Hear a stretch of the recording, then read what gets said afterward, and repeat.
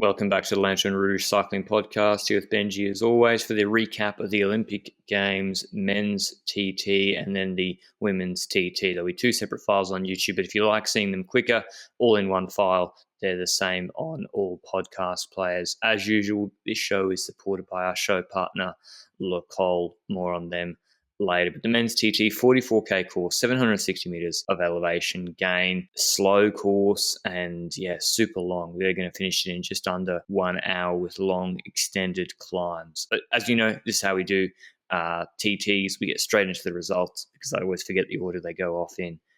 Primoz Roglic, thick Rogler, is back after complaining of pain in the road race in his back. He was straight duping us. Wins this TT, wins the gold by over a minute to his teammate Tom Dumoulin, who took a break from cycling this year. He came second, taking silver on 101. And then Rowan Dennis, a really solid performance, third, taking bronze, 3 seconds behind Dumoulin, a minute 4 after. Roglic, 40th of a second, 0.4 of a second ahead of Stefan Kung, who finished on 104 as well. He's unluckiest TT rider, Stefan Kung. Fourth, Ghana, fifth on 106.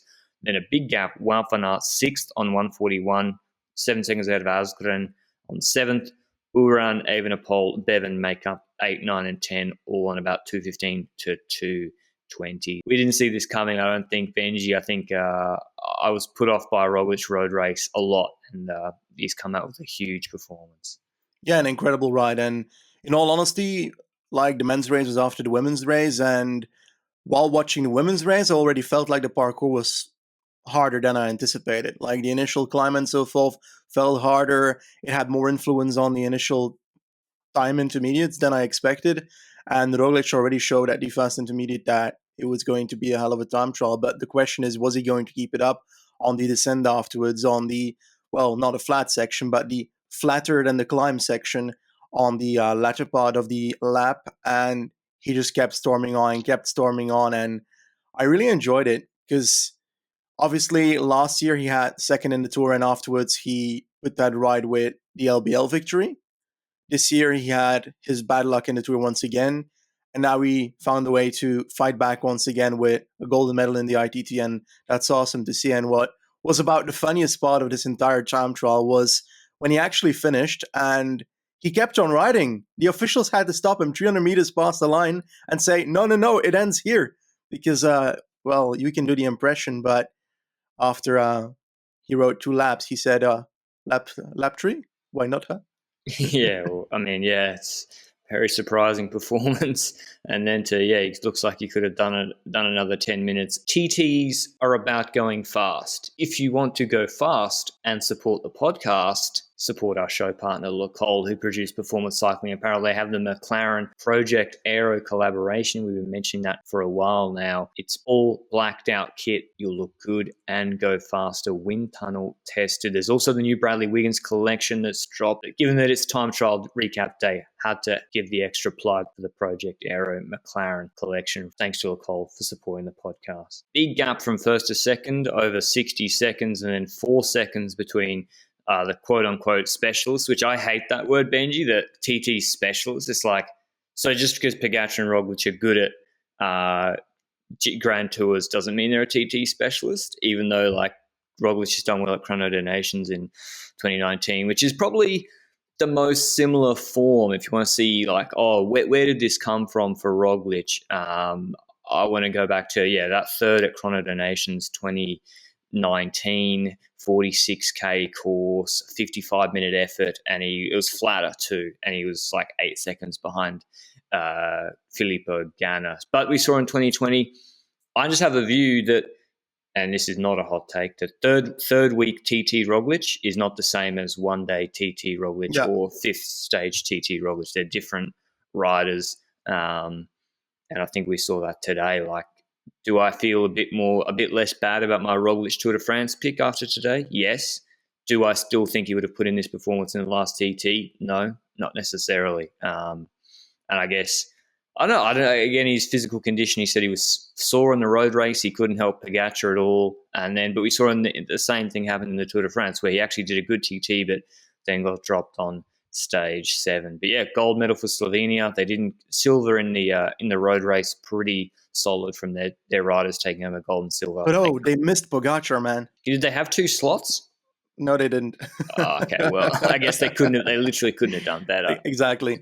But in all honesty, like, it's a wonderful performance. But I also want to note, like, the second place, because we have Tom Dumoulin standing there, and he's come from far this year. We covered the initial, like, I want to call it breakup, but that's not the case. He stepped away for a bit from cycling.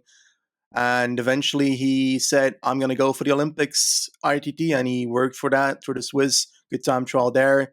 We thought, very climby, so it's hard to say how good that's going to be for this time trial. Well, it turns out he can also do it perfectly on the flat time trial. Well, no, it's not a flat time trial. on the rolling hills time trials still as well. So very, very nice to see. And it's awesome to see him standing on the podiums once again. And I hope that we see him in further races as well, to be honest, because I enjoy him in the sport.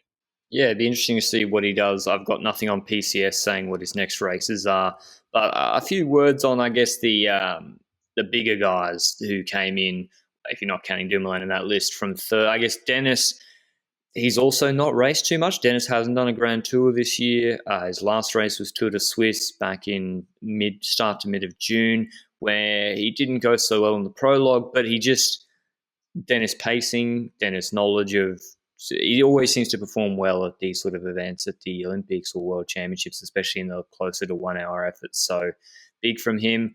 I'm not particularly surprised. I actually think Ganna's performance is really good, Benji. To finish 4 seconds after Dumoulin on that course, I think is actually really solid. I think the one who struggled the most, and I've got it up here, is Wout van Aert. Wout van Aert completely crumbled on the second lap. Yeah. His second lap was 1:24 seconds slower than his first lap. So whatever happened in bad split. And whereas Roglic's laps were 27:29 and 27:34, 4 seconds apart. So he paced it really, really well. And the bigger guys as well, not just Wout van Aert, but Dumoulin, Dennis, Ganna, also we're all 50 seconds slower on the second lap. So I think, is that evidence, Benji, that this course is more attritional than they thought? And just maybe run through something you noticed with Roglic's strategy on the downhills versus uphills. Well, when watching this time trial in Roglic's perspective, we saw that in the uphill sections, which is basically just before the first split, you had that climb you really pushed through, and you saw that at the initial split.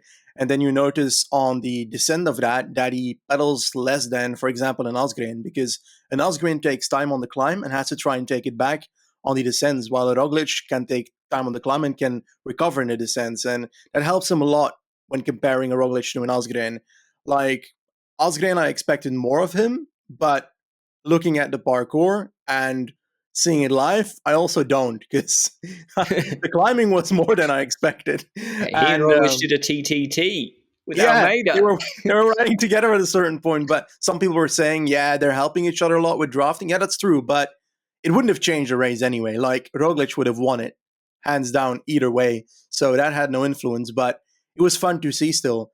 And like, when it comes to the other pacing, you indeed say the laps are very important. That's true, because I feel like Roglic went even more into that recovery on the second time they went on that descent after the first intermediate in the second lap. And that's where indeed Asgreen passed Roglic again after Roglic has passed Asgreen. I've never seen that before. And then Roglic passed Asgreen again afterwards. It was so funny. It was like they were literally relaying. So awesome ride in that sense. But like you mentioned Ganna, I agree. His time trial was really good, and we didn't anticipate him to podium here, neither of us, because we thought the climbing was too hard. Now, we know that he's done proper climbing in the past, but it's so much. Against specialist ITTers that can climb, that's going to be harder. And who surprises me more than Ganna then is Stefan Küng in fourth. Like, yeah, I thought it'd be incredible. I can't believe it. It's such a good. I feel so bad for Küng. He's so unlucky. I mean, whether it's luck or not, but he's just 40th of a second out of the bronze medals. An incredible performance for him to beat Van Aert. I didn't think he'd beat Asgreen, Benji. I thought Asgreen would beat Stefan Küng. Why don't we run through, just to humour the listeners so they can laugh at us sitting on our pedal stool. Me and you had a shocker from our preview. We had a shocker. Benji had Asgreen for the win. I had Wout van Aert for the win, which, I mean, yeah, whatever. He was the favourite. I had Lawson Craddock. Let's talk about Lawson Craddock. I had him to beat Gino Mater. Well, fortunately, I woke up. I saw my bet was void because Gino Mater wasn't doing the TT. Technically, you beat him. Technically, exactly. He did a quicker time.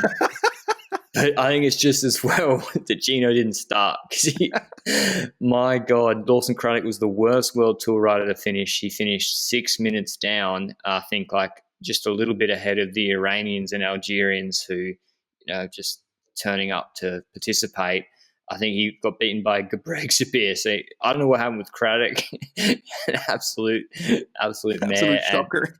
And what else did I say? McNulty as well. Geez, just the Americans in general really disappointed. The fix was in, man.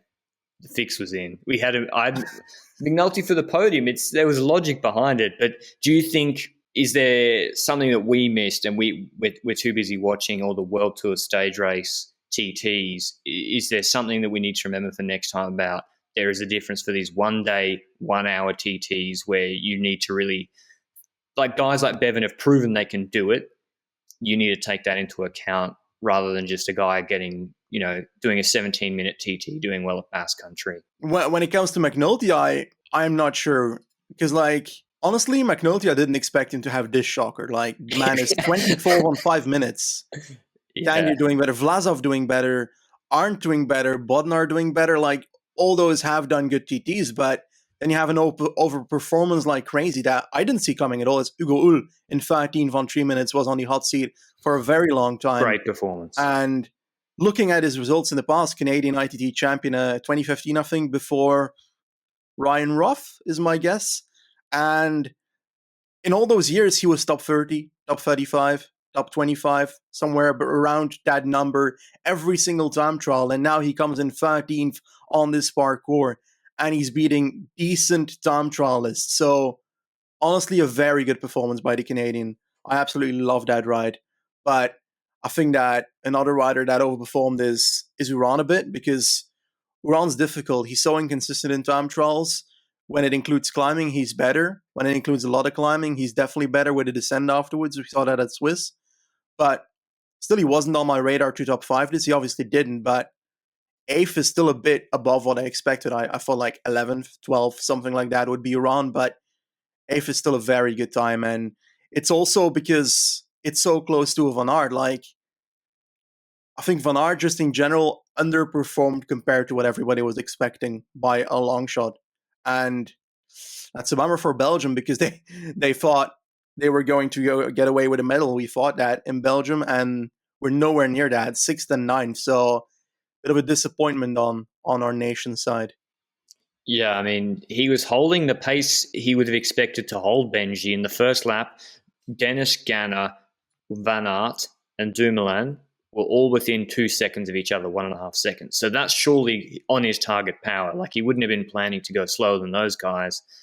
And he just faded more. So whether that's, you asked me the question, will the road race affect the TT? I didn't think it would so much, but guys that were very active in the road race, Wout van Aert and McNulty didn't perform as expected here, and Roglic, who basically took the day, I'm not going to say took the day off. Well, he didn't help Pogačar at all, frankly.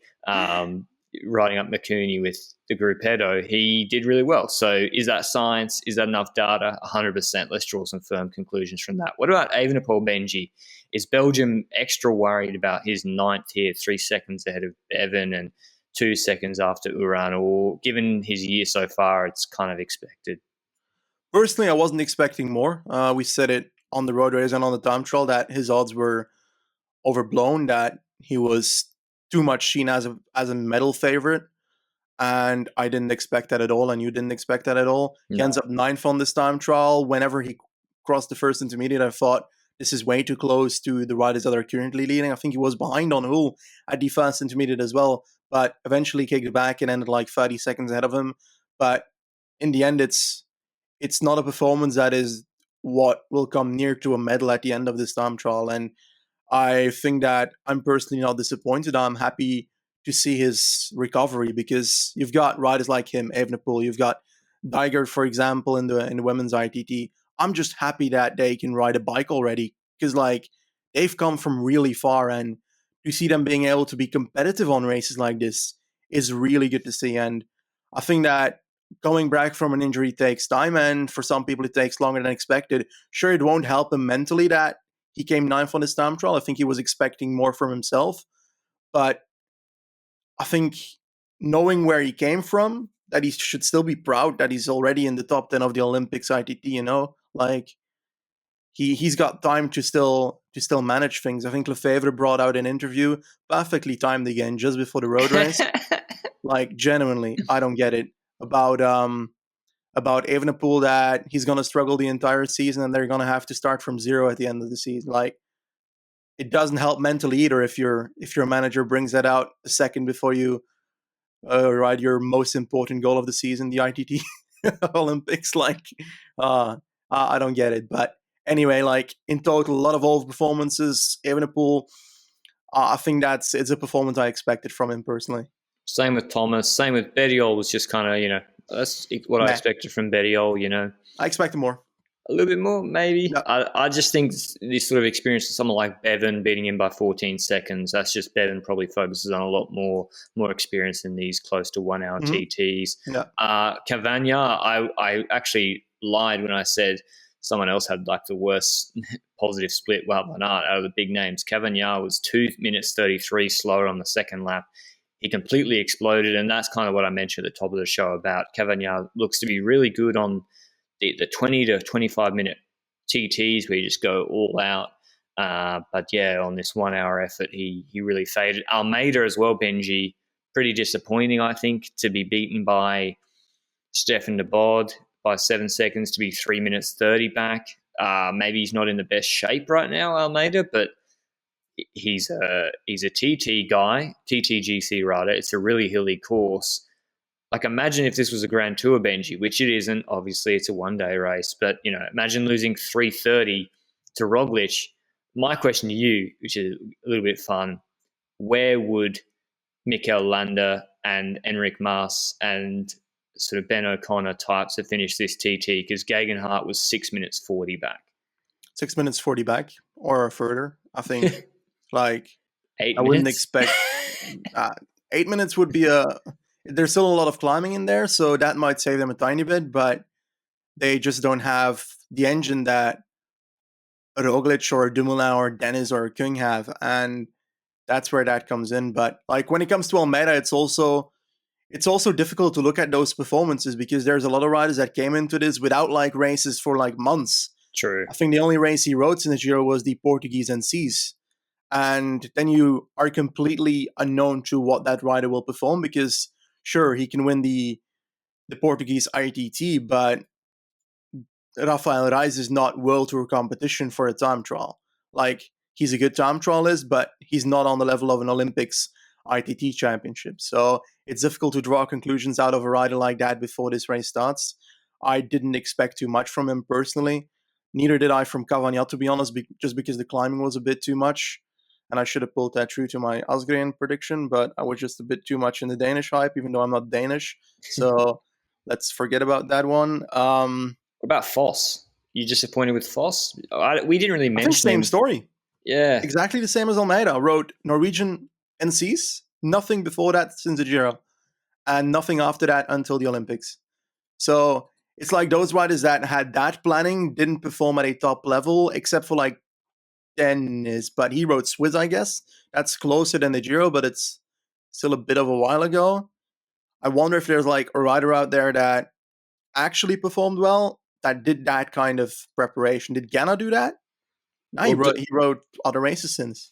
Dumo did Swiss. Ganna did super weird preparation. Ganna, he didn't. He had the Giro and then plenty of time to get to Tokyo early, but he did that new Italian race on Sardinia beforehand for really weird, and I was surprised by it, and then got there without getting there earlier when he had that opportunity to, when the Tour guys couldn't. But yeah, interesting TT. I think what is interesting as well from this, Benji, is if rumours are to be believed, maybe if Rowan Dennis is going to Jumbo-Visma next year and will hold the full discussion for transfers, we could have a Jumbo-Visma 1, 2, 3 in the guys here, Roglic, Dumoulin, and Dennis. And the question is, do ASO bring in a team time trial next year to maybe think, okay, well, then Jumbo Visma can put big time into UAE. But yeah, that's Jumbo Visma. Let's talk about that. Are they happy? I think they are. They've got Roglic, Dumoulin next year on paper, according to rumors. Rohan Dennis in the team for 2 years, so that's basically next year a Jumbo top 3. But yeah, they just got to do it in the Jumbo Visma colours next, I guess, rather than in the national colours. That's true, but it's still an achievement by the performance manager at Jumbo as well. To be honest, that Haber guy, like, For generally, sure. And it's on their Cervelo, it's on their team bikes, Roglic and Dumoulin, so they're obviously locked in. And is that why Dennis is coming to Jumbo? Because he saw the Cervelo and was like, "Ooh la." well, I guess he used the BMC, but people get this always mistaken. He was out of he was not under contract with Bahrain when he used the BMC at Harrogate, and so he was able to use that no problem. I thought, oh, maybe will he have a clause saying he can use whatever equipment he wants in the TT here? Well, he used the Pinarello Bolide. He's been riding that in, he won 2 World Tour TTs on that this year, so he used that. I don't know whether what the go is. Ineos, they're almost worth a separate pot in themselves with Dennis, maybe leaving Thomas. Richie Port.